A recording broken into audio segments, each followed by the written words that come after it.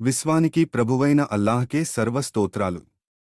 మన ప్రియమైన ప్రవక్త ముహమ్మద్ సల్లల్లాహు అలైహి వసల్లం, ఆయన కుటుంబం, ఆయన సహచరులు మరియు తీర్పు దినం వరకు సత్య మార్గాన్ని అనుసరించేవారందరిపై శాంతి మరియు ఆశీస్సులు వర్షించుగాక. నా ప్రియమైన సోదర సోదరీమణులారా, అస్సలాము అలైకుం వరహ్మతుల్లాహి వబరకాతుహు. సూరాల అర్థం తెలుసుకుందాం అనే మన ఈ కార్యక్రమానికి మీకు పునః స్వాగతం. మా లక్ష్యం చాలా సరళమైనది. ప్రతి హృదయం అల్లాహ్ మాటలతో నేరుగా అనుసంధానం కాగలిగేలా ఖురాన్ సందేశాన్ని అత్యంత సరళమైన మరియు హృదయాన్ని హత్తుకునే భాషలో మీకు అందించడం. ఈ రోజు మనం ఖురాన్ మొత్తంలో అత్యంత కఠినమైన మరియు శక్తివంతమైన హెచ్చరికలలో ఒకటైన సూరా అల్మసద్, సూరా లహబ్ అని కూడా పిలుస్తారు, గురించి పరిశీలించబోతున్నాము. అయితే నేను మొదట్లోనే ఒక విషయాన్ని స్పష్టం చేయాలనుకుంటున్నాను. ఈ సూరా కేవలం ఒక వ్యక్తి గురించిన కథ కాదు. ఇది అహంకారం, క్రూరత్వం మరియు సత్యం పట్ల ద్వేషానికి సంబంధించిన సార్వత్రిక చిత్రణ. సంపద మరియు సామాజిక హోదా ఒక వ్యక్తిని ఎలా పూర్తిగా అంధుడిని చేయగలవో తెలియజేసే ఒక గంభీరమైన పాఠం ఇది. అంతిమంగా, ఇది అల్లాహ్ యొక్క న్యాయానికి ఒక ప్రకాశవంతమైన ఉదాహరణ. ఇది కేవలం ఒక వ్యాఖ్యానం కాదు. ఇది ఒక కథ, ఒక నిజమైన కథ. ప్రారంభిద్దాం. ఈ సూరా యొక్క ప్రాముఖ్యతను లోతుగా అనుభూతి చెందడానికి మనం పురాతన మక్కా నగరపు దుమ్ముతో నిండిన వీధుల్లోకి వెళ్ళాలి. అక్కడ అబ్ద్ అలుజ్జా ఇబ్న్ అల్ ముత్తలిబ్ అనే వ్యక్తిని మనం కలవాలి. బహుశా మీరు ఈ పేరును గుర్తుపట్టకపోవచ్చు, ఎందుకంటే చరిత్ర అతనిని అతని కలం పేరుతో గుర్తుపెట్టుకుంది. అదే అబూ లహబ్, అంటే అగ్ని జ్వాలల తండ్రి. అతను అబ్ద్ అల్ ముత్తలిబ్ కుమారుడు. ఆలోచించండి దీని అర్థం ఏమిటో. అతను ప్రవక్త ముహమ్మద్ సల్లల్లాహు అలైహి వసల్లం కు స్వయానా పినతండ్రి, బాబాయ్. వారిద్దరిదీ ఒకే రక్తం, ఒకే కుటుంబంలో పెరిగారు, ఒకే ప్రాంగణంలో నడిచారు. శారీరకంగా అబూ లహబ్ ఎంతో ఆకర్షణీయమైన వ్యక్తి. చరిత్రకారులు అతనిని పొడవాటి, అందమైన మరియు ఆకర్షణీయమైన వ్యక్తిగా అభివర్ణించారు. అతని ముఖంపై ఒక ప్రత్యేకమైన ఎర్రటి కాంతి అగ్నిలా మెరిసేది. అతను ఆ పేరును ఎంతో గర్వంగా భావించేవాడు. అందంగా ఉండటంతో పాటు అతను అపారమైన ధనవంతుడు కూడా. అతనికి పెద్ద పెద్ద భూములు ఉండేవి, ప్రధాన వ్యాపార మార్గాలు అతని ఆధీనంలో ఉండేవి, మరియు అతని వద్ద బంగారం, రత్నాలు మరియు సేవకుల గుట్టలు ఉండేవి. మక్కాలో అతని సామాజిక హోదా ఒక లెజెండ్ లాంటిది. మరియు అతనికి అన్ని విషయాల్లోనూ అతనిలాగే ఆలోచించే భార్య ఉండేది. ఆమె పేరే జమీల్. ఆమె అసలు పేరు అర్వా బింత్ హర్బ్. ఆమె మక్కాలోని అత్యంత శక్తివంతమైన నాయకులలో ఒకరైన అబూ సుఫ్యాన్ సోదరి. జమీల్ ఉన్నత సమాజానికి చెందిన ఒక సంపన్న మహిళ, చాలా తెలివైనది, ప్రభావశీలి మరియు తీవ్రమైన అహంకారి. అబూ లహబ్ మరియు జమీల్ మక్కాలోనే తిరుగులేని అత్యంత శక్తివంతమైన జంట. వారి వద్ద సంపద, సంబంధాలు, ప్రతిష్ట మరియు అధికారం అన్నీ ఉన్నాయి. మరియు వారు ఆ శక్తినంతటినీ తమ స్వంత మేనల్లుడైన అల్లాహ్ యొక్క ప్రవక్త సల్లల్లాహు అలైహి వసల్లం కు వ్యతిరేకంగా ఉపయోగించాలని నిర్ణయించుకున్నారు. ఇక్కడ ఒక హృదయ విదారక విషయం ఉంది, దీనిని చాలామంది గమనించరు. మీరు దీనిని విన్నప్పుడు అబూ లహబ్ యొక్క క్రూరత్వం మీ హృదయాన్ని మరింత లోతుగా గాయపరుస్తుంది. ప్రవక్త ముహమ్మద్ సల్లల్లాహు అలైహి వసల్లం బహిరంగంగా తన ప్రవక్తత్వాన్ని ప్రకటించకముందు ఈ రెండు కుటుంబాలు కేవలం రక్త సంబంధంతోనే కాకుండా వివాహ బంధంతో కూడా ముడిపడి ఉన్నాయి. అబూ లహబ్కు 2 కుమారులు ఉన్నారు, ఉత్బా మరియు ఉతైబా. ప్రవక్త సల్లల్లాహు అలైహి వసల్లం కు 2 అందమైన కుమార్తెలు ఉన్నారు, రుకయ్య మరియు కుల్సూమ్. కుటుంబ ఐక్యతను చాటుతూ అబూ లహబ్ తన కుమారుడైన ఉత్బాకు రుకయ్యతో మరియు ఉతైబాకు కుల్సూమ్తో వివాహం జరిపించాడు. ఒక్క క్షణం ఆగి ఈ దృశ్యాన్ని ఊహించుకోండి. ప్రవక్త యొక్క 2 ప్రియమైన కుమార్తెలు తమ స్వంత పినతండ్రి ఇంట్లోనే నివసిస్తున్నారు. ఈ బంధం ప్రేమ, ఆప్యాయత మరియు రక్షణతో నిండి ఉండాలి. కొంతకాలం అలాగే ఉంది. కాని ఆ తర్వాత ప్రపంచాన్ని శాశ్వతంగా మార్చే ఆ రోజు వచ్చింది. ప్రవక్త సల్లల్లాహు అలైహి వసల్లం కు 40 ఏళ్లు వచ్చినప్పుడు ఆకాశ ద్వారాలు తెరుచుకున్నాయి. నూర్ పర్వతపు ప్రశాంతమైన రాత్రివేళ హీరా గుహ లోపల ఒక స్వరం ప్రతిధ్వనించింది. ఇక్రా. చదువు. మూడేళ్లపాటు ఇస్లాం సందేశం నిశ్శబ్దంగా ఒక హృదయం నుండి మరొక హృదయానికి చేరింది. విశ్వాసుల యొక్క ఒక చిన్న మరియు అందమైన సమూహం ఏర్పడింది. హజ్రత్ ఖదీజా, హజ్రత్ అలీ, హజ్రత్ అబూ బకర్ మరియు హజ్రత్ జైద్ రజియల్లాహు అన్హు. అప్పుడు ఆ నిశ్శబ్దాన్ని ఛేదిస్తూ దైవాజ్ఞ వచ్చింది. అల్లాహ్ సూరా అష్షురాలోని 214వ ఆయత్ను అవతరింపజేశాడు, మరియు నీ సన్నిహిత బంధువులను హెచ్చరించు. ఇక దీనిని అందరి ముందుకు తీసుకురావాల్సిన సమయం వచ్చింది. ప్రవక్త సల్లల్లాహు అలైహి వసల్లం మక్కా నగరానికి కేంద్ర కొండ అయిన సఫా పర్వతం శిఖరాన్ని అధిరోహించారు. పురాతన అరేబియాలో ఆ కొండపైకి ఎక్కి ఒక ప్రత్యేకమైన శబ్దంతో అరవడం అనేది ప్రమాదానికి సంకేతం. శత్రువుల సైన్యం దాడి చేయడానికి సిద్ధంగా ఉందని దాని అర్థం. అది జీవిత చరణ సమస్య. వారి స్వరం విని మక్కా ప్రజలు అన్ని పనులు వదిలేసి పరిగెత్తుకుంటూ వచ్చారు. వ్యాపారులు తమ దుకాణాలను వదిలేశారు, నాయకులు తమ ఇళ్లను వదిలేశారు, వేలాది మంది ప్రజలు కొండ కింద గుమిగూడి పైకి చూడసాగారు. ప్రవక్త సల్లల్లాహు అలైహి వసల్లం ఆ సమూహం వైపు చూసి ఇలా అడిగారు, ఓ ప్రజలారా! ఈ పర్వతం వెనుక ఒక సైన్యం మీపై దాడి చేయడానికి సిద్ధంగా ఉందని నేను మీకు చెబితే మీరు నా మాట నమ్ముతారా? ఒక్క క్షణం కూడా ఆలోచించకుండా ఆ సమూహం ఏకధాటిగా ఇలా అరిచింది, అవును! మీరు అలమీన్, సత్యవంతులు మరియు నమ్మకస్తులు. మేము మా జీవితంలో ఎన్నడూ మీ నోటి నుండి ఒక్క అబద్ధం కూడా వినలేదు. అప్పుడు ప్రవక్త సల్లల్లాహు అలైహి వసల్లం తన అసలు సందేశాన్ని ప్రకటించారు. అయితే తెలుసుకోండి, రాబోయే ఒక కఠినమైన శిక్ష, అజాబ్ గురించి మిమ్మల్ని హెచ్చరించడానికే నేను వచ్చాను. అక్కడ ఒక్కసారిగా నిశ్శబ్దం ఆవరించింది. ఆపై ఆ నిశ్శబ్దాన్ని చీల్చుకుంటూ ద్వేషంతో నిండిన ఒక స్వరం వినిపించింది. అతను మరెవరో కాదు, వారి స్వంత పినతండ్రి.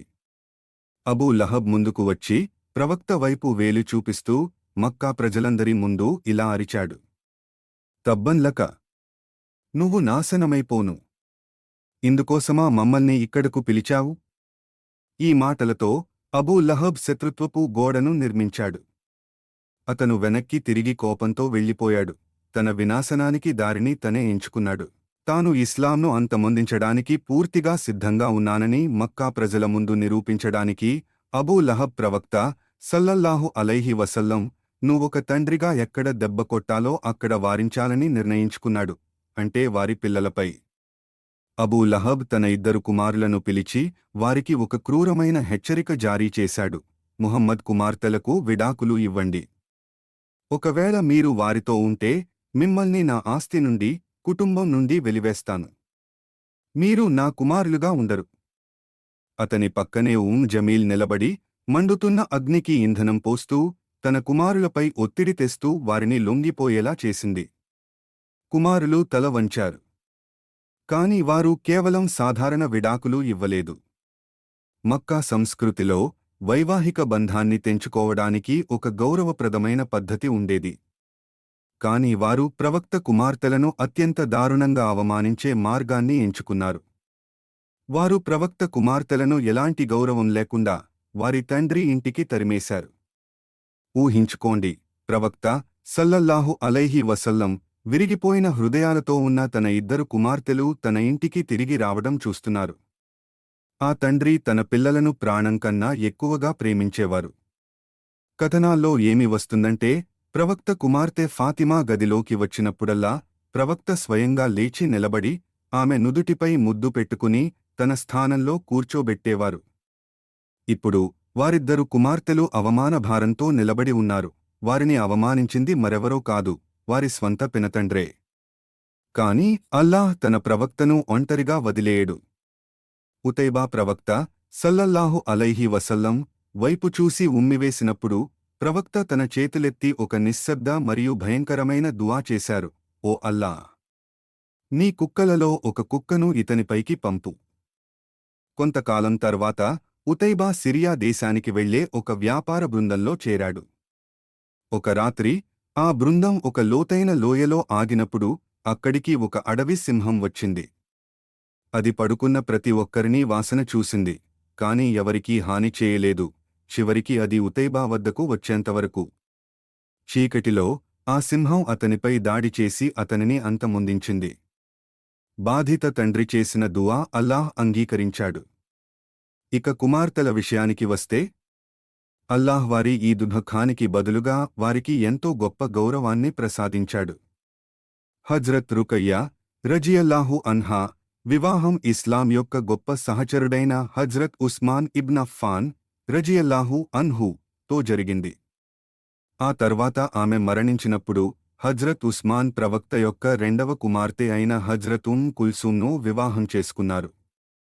ప్రవక్త యొక్క ఇద్దరు కుమార్తెలను వివాహం చేసుకున్నందుకుగాను హజ్రత్ ఉస్మాన్కు జున్నూరైన్, రెండు కాంతులు కలవాడు అనే శాశ్వత బిరుదు లభించింది. తాత్కాలికంగా అవమానించబడి ఇళ్ల నుండి వెళ్లగొట్టబడిన ఆ కుమార్తెలను అల్లాహ్ శాశ్వత గౌరవ శిఖరాలకు చేర్చాడు. నిజమే, అల్లాహ్ ఎవరి కన్నీటి బొట్టును కూడా వృధా పోనివ్వడు. వారి కుమార్తెల దుఃఖం అనేది కేవలం ప్రారంభం మాత్రమే. దీని తర్వాత అబూ లహబ్ ఒక క్రూరమైన దుష్ప్రచారాన్ని ప్రారంభించాడు. ప్రతి సంవత్సరం హజ్ సీజన్లో అరేబియా నలుమూలల నుండి వేలాది మంది భక్తులు మక్కా వచ్చేవారు. ప్రవక్త సల్లల్లాహు అలైహి వసల్లం ప్రజల మధ్యకు వెళ్లి, ప్రతి గుడారానికి వెళ్లి ఎంతో సత్యంగా, ప్రేమతో అల్లాహ్ సందేశాన్ని వినిపించేవారు. మరియు వారి వెనుక ఒక విషపూరితమైన నీడలా అబూ లహబ్ నడిచేవాడు. ఈ దృశ్యాన్ని ఊహించుకోండి. ప్రవక్త సల్లల్లాహు అలైహి వసల్లం ఒక తెగకు తన సందేశాన్ని ముగిస్తూ, ఓ ప్రజలారా, లా ఇలాహ ఇల్లల్లాహ్ అనండి, మీరు విజయం సాధిస్తారు అని చెబుతారు. ప్రజలు ఆ మాటను అర్థం చేసుకునే ముందే అబూ లహబ్ ముందుకు వచ్చి ఇలా అరిచేవాడు, ఇతని మాట వినకండి. ఇతను అబద్ధాలకోరు. ఇతను తన పూర్వీకుల మతాన్ని వదిలేసిన పిచ్చివాడు. ప్రవక్త కుడివైపుకు వెళ్తే అబూ లహబ్ కుడివైపుకు వెళ్లేవాడు. ప్రవక్త ఎడమవైపుకు వెళ్తే అబూ లహబ్ ఎడమవైపుకు వెళ్లేవాడు. అతను తనకున్న సామాజిక ప్రభావాన్ని ఉపయోగించి ప్రవక్త కుటుంబానికి వ్యతిరేకంగా షిబెన్బీ తాలిబ్లో 3 ఏళ్లపాటు క్రూరమైన సామాజిక మరియు ఆర్థిక బహిష్కరణను విధించాడు. ముస్లిం పురుషులు, స్త్రీలు మరియు పిల్లలు చెట్ల ఆకులు, తోలు ముక్కలు తినవలసి వచ్చింది. లోయ నుండి ఆకలితో ఏడుస్తున్న పిల్లల ఏడుపులు ప్రతిధ్వనించేవి. మరి అబూ లహబ్ ఎక్కడ ఉన్నాడు? అతను ఉద్దేశపూర్వకంగా అందరికీ కనిపించేలా విలాసవంతమైన భోజనాన్ని ఏర్పాటు చేసుకుని కడుపునిండా తినేవాడు.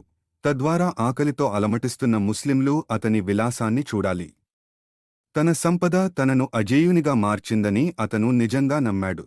అబూ లహబ్ బహిరంగంగా ద్వేషాన్ని వ్యాప్తి చేస్తుంటే జమీల్ చీకటిలో ఎంతో ఘోరమైన వ్యక్తిగత యుద్ధాన్ని ప్రకటించింది. ఇస్లాంకు వ్యతిరేకంగా పనిచేయడం కోసం తన విలువైన బంగారు హారాన్ని అమ్ముతానని ఆమె బహిరంగంగా శపథం చేసింది. ఆమె ఒక గొప్ప కవయిత్రి. ఆమె వీధుల్లో తిరుగుతూ ప్రవక్త సల్లల్లాహు అలైహి వసల్లం ను ఎగతాళి చేయడానికి మరియు అవమానించడానికి కవితలు చదివేది. కాని ఆమె ద్వేషం యొక్క అత్యంత భయంకరమైన రూపం రాత్రి చీకటిలో బయటపడేది.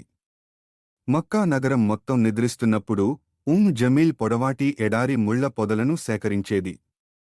ఆమె చీకటిలో రంగుతూ వచ్చి ప్రవక్త సల్లల్లాహు అలైహి వసల్లం ఉదయం ప్రార్థన కోసం వెళ్లే దారిలో ఆ ముళ్లను చల్లేది. తద్వారా ప్రతి అడుగులోనూ ప్రవక్త పాదాల నుండి రక్తం కారాలి. రోజురోజుకు ఈ సంపన్న కుటుంబానికి చెందిన మహిళ ద్వేషపు రూపంగా మారి మట్టిలో రెంకేది. క్రూరత్వం అన్ని వైపులా ఉండేది. ప్రవక్త అల్లాహ్ ముందు సద్దా, సాష్టాంగ నమస్కారం లో ఉన్నప్పుడు ప్రజలు వారి వీపుపై జంతువుల రక్తాన్ని, వ్యర్థాలను వేసేవారు. ఆ వ్యర్థాల భారం కారణంగా ప్రవక్త అలాగే ఉండేవారు. అంతలోనే వీధుల నుండి ఒక చిన్న బిడ్డ పరిగెత్తుకుంటూ వచ్చేది. ఆమె మరెవరో కాదు, హజ్రత్ ఫాతిమా రజియల్లాహు అన్హా వారి చిన్న కుమార్తె. కన్నీళ్లు మరియు కోపంతో వణుకుతూ ఆమె తన చిన్న చేతులతో తండ్రి వీపుపై ఉన్న వ్యర్థాలను శుభ్రం చేసేది. ఇమాం అల్-బుఖారీ ఉల్లేఖించిన దాని ప్రకారం ఇలా జరిగినప్పుడు ప్రవక్త సల్లల్లాహు అలైహి వసల్లం తన తల పైకెత్తి ఏడుస్తున్న తన చిన్న కుమార్తె వైపు చూసి ఎంతో మృదువుగా ఇలా అన్నారు, నా కుమార్తె, ఏడవకు. ఎందుకంటే నిశ్చయంగా అల్లాహ్ నీ తండ్రికి విజయాన్ని ప్రసాదిస్తాడు. అది పరిపూర్ణమైన మరియు అచంచలమైన విశ్వాసం. మరియు ఆ తర్వాత వెంటనే ఆకాశం నుండి సమాధానం వచ్చింది. సఫా కొండ ఘటన జరిగిన కొద్ది రోజులకే జిబ్రయీల్ అలైహిస్ సలాం 5 వాక్యాలతో కూడిన ఈ సూరాను తీసుకువచ్చారు. బ్రతికి ఉన్న వ్యక్తుల పేర్లను ప్రస్తావిస్తూ నరకశిక్షను ఖరారు చేస్తూ సూరా రావడం ఖురాన్ యొక్క గొప్ప అద్భుతం. ఆయత్ల వివరణ. ఆయత్ 1. తబ్బత్ యదా అబీ లహబివ్వ తబ్బ. అబూ లహబ్ యొక్క 2 చేతులు విరిగిపోయాయి మరియు అతడు సర్వనాశనమయ్యాడు. సఫా కొండపై ప్రవక్తను ఉద్దేశించి అబూ లహబ్ అన్న తబ్బన్ లకా అనే మాటనే అల్లాహ్ తిరిగి అతనిపైకి మళ్లించాడు. ఇక్కడ చేతులు అంటే అతని అధికారం, సంపద మరియు కుతంత్రాలు అనే అర్థం. అవన్నీ నాశనమయ్యాయి. జీవిత పాఠం. ప్రపంచంలో అన్యాయం చేసేవాడు ఎంత శక్తివంతుడిగా కనిపించినా అల్లాహ్ అంతా గమనిస్తున్నాడు. సత్యానికి వ్యతిరేకంగా లేచే చేతులు ఎప్పటికైనా నాశనం కాక తప్పదు. ఆయత్ 2. మా అగ్నా అన్హు మాలుహు వా మా కసబ్. అతని సంపదగాని అతడు సంపాదించుకున్నదిగాని అతనికి ఏమాత్రం ఉపయోగపడలేదు. అబూ లహబ్ తన సంపదతో అల్లాహ్ శిక్ష నుండి తప్పించుకోవచ్చని భ్రమపడ్డాడు. ఇక్కడ సంపాదించుకున్నది అంటే సంతానం అని కూడా అర్థం వస్తుంది. ప్రవక్త కుమార్తెలను అవమానించడానికి ఏ కొడుకులను వాడుకున్నాడో ఆ కొడుకులు కూడా అతన్ని కాపాడలేకపోయారు. జీవిత పాఠం. మన బ్యాంక్ బ్యాలెన్స్, హోదా లేదా సోషల్ మీడియా ఫాలోవర్లు సమాధి దాటిన తర్వాత మనల్ని కాపాడలేవు. కేవలం మంచి పనులు మాత్రమే తోడుంటాయి. ఆయత్ 3. సయస్లా నారన్ జాత లహబ్. అతడు త్వరలోనే రగులుతున్న అగ్నిజ్వాలలలో ప్రవేశిస్తాడు. అబూ లహబ్ ఎప్పటికీ ఇస్లాం స్వీకరించడని, నరకాగ్నిలో కాలిపోతాడని అల్లాహ్ ముందే భవిష్యద్వాణి పలికాడు. అబూ లహబ్ నిజంగా అనుకుంటే నటనగానైనా ఇస్లాం స్వీకరించి ఖురాన్ను తప్పు అని నిరూపించే అవకాశం ఉండేది, కాని అతను ఆ పని చేయలేకపోయాడు. ఎందుకంటే అతని హృదయంపై అల్లాహ్ ముద్ర వేశాడు. ఇది ఖురాన్ దైవిక గ్రంథమనడానికి పెద్ద నిదర్శనం. జీవిత పాఠం. నరకం అనేది సత్యం. ఈ రోజు మనం తీసుకునే నిర్ణయాలే రేపు మన పరలోక జీవితాన్ని నిర్ణయిస్తాయి. ఆయత్ 4. వమ్రంతుహు హమ్మాలతల్ హతబ్. మరియు కట్టెలు, ముళ్ళు మోసే అతని భార్య కూడా. ఈ లోకంలో ప్రవక్త వెళ్లే దారిలో ముళ్ళు చల్లిన జమీల్ పరలోకంలో తన నరకశిక్షకు అవసరమైన కట్టెలను తన వీపుపై తనే మోసుకుంటుంది. జీవిత పాఠం. సత్యానికి వ్యతిరేకంగా కుట్రలు చేసేవారు నిజానికి తమ వినాశనానికి అవసరమైన ఇంధనాన్ని తమే సమకూర్చుకుంటున్నారు. ఆయత్ 5. ఫీ జీదిహా హబ్లుం మిన్ మసద్. ఆమె మెడలో ఈతాకు పీచుతో పేనిన తాడు ఉంటుంది.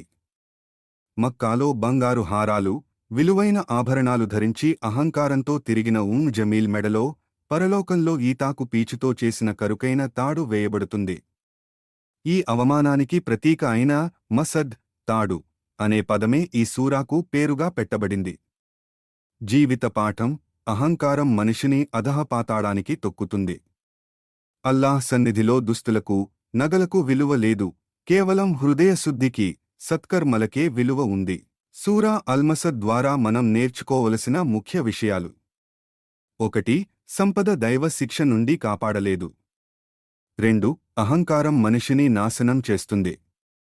3. విశ్వాసులను బాధించడం చాలా ప్రమాదకరం. 4. చెడుకు మద్దతు ఇస్తే భయంకరమైన పరిణామాలు ఉంటాయి. 5. చివరికి సత్యమే గెలుస్తుంది. నా ప్రియమైన సోదర సోదరీమణులారా, అబూ లహబ్ మరణించినప్పుడు అతని శరీరానికి ఒక భయంకరమైన వ్యాధి సోకింది. అతని స్వంత కుమారులే అతని శవాన్ని తాకడానికి భయపడి రోడ్డుపై వదిలేశారు. చివరికి వెదురు కర్రలతో తోసి అతనిని ఒక గుంతలో పడేశారు. మక్కాలో రొమ్ము విరిచి నడిచినవాడు ఎంతో బేలగా మరణించాడు. అతను మరియు అతని భార్య ప్రవక్త సల్లల్లాహు అలైహి వసల్లం పేరును తుడిచిపెట్టడానికి తమ జీవితాన్ని ధారపోశారు. కాని ఈరోజు 1400 సంవత్సరాల తర్వాత కూడా కోట్ల హృదయాలు ప్రతిరోజు ఎంతో ప్రేమతో వారి పేరును స్మరిస్తాయి. మరి అబూ లహబ్ మరియు జమీల్, వారు కేవలం ఒక హెచ్చరికగా మాత్రమే గుర్తుంచుకోబడతారు. మీరు సూరా అల్మసద్ చదివినప్పుడల్లా గుర్తుంచుకోండి, అహంకారం ఎల్లప్పుడూ ఓడిపోతుంది మరియు సత్యం ఎల్లప్పుడూ గెలుస్తుంది అనేది అల్లాహ్ యొక్క వాగ్దానం. అల్లాహ్ మన హృదయాలను అహంకారం, అసూయ మరియు ద్వేషం నుండి కాపాడుగాక. ఆమీన్. మా ఈ ప్రయత్నం మీకు నచ్చినట్లయితే దయచేసి లైక్, షేర్ మరియు సబ్స్క్రైబ్ చేయడం మర్చిపోకండి. జజాకల్లాహు ఖైరన్. అస్సలాము అలైకుం వరహ్మతుల్లాహి వబరకాతుహు.